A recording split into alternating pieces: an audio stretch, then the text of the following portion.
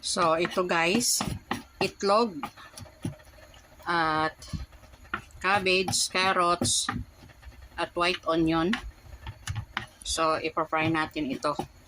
Parang pancake siya mamaya. I-fry ko muna ang onion, tapos yung carrots, at saka yung cabbage.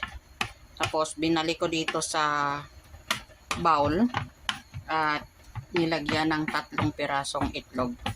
So, ipa-fry na natin ito, okay?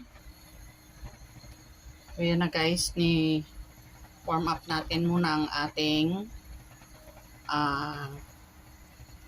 wok para kailangan mainit siya para hindi magdikit ang ating itlog mamaya. So, lagyan natin ng konting oil. Actually, ito ay non-stick.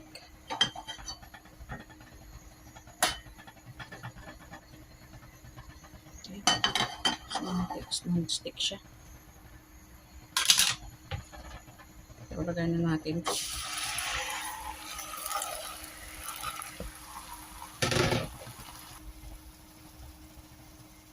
So, yan na guys. Pinahinaan natin ang apoy.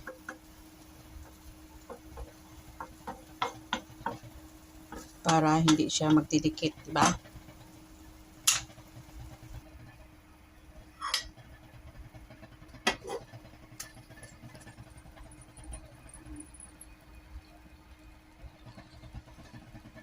So, yan guys, tabunan natin and then ito-turn natin. So, ito na po, na-turn na natin yung ating egg at saka cabbage. So, ibalik natin sa ating frying pan. Yan. Diba? Then, lakihan natin ang apoy.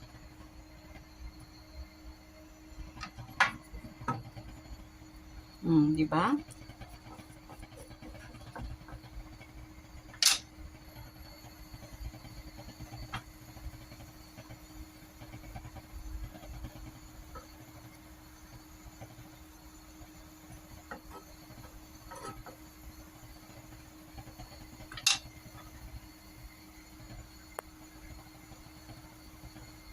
May konting egg.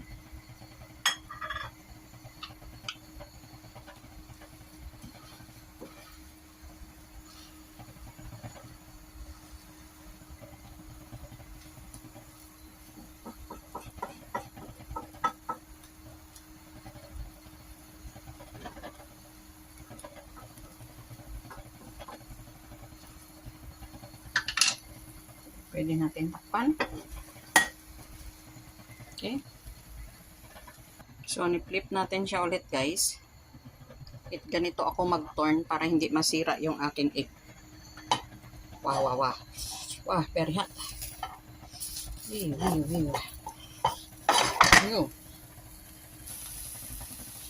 Medyo na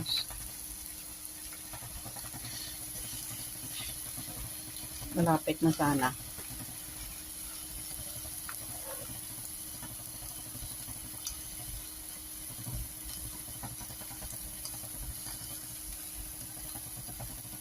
So, pag ganyan na siya guys, lagyan mo na siya ng butter sa taas, okay?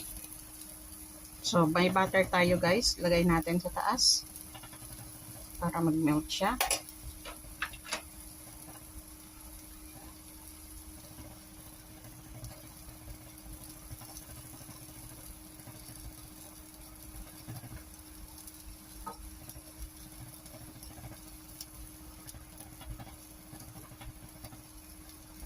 Ang tawag ko dito, buttered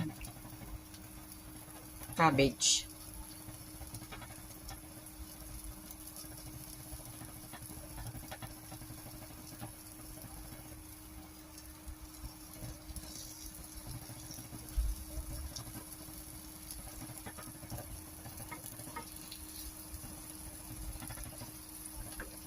Yan. So, i-round mo lang siya hanggang sa matunaw. Then, hayaan mo lang. Ang bango niya, guys. My God. Super love this. So, itry nyo, guys. Kita nyo yan.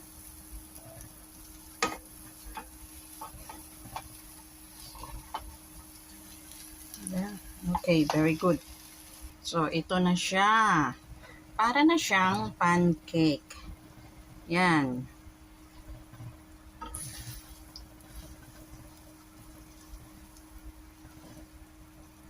Super angga. Sarap, guys. So, hayaan nyo lang siya. Kung gusto nyo mag-crispy na parang pancake talaga. So, just like that. Okay? So, thank you for watching. Please, pagbago ka lang sa aking channel, please subscribe, comment, share, and click the bell button para updated kayo sa aking pang i-upload na mga menus. Bye! God bless! Yan na siya, guys.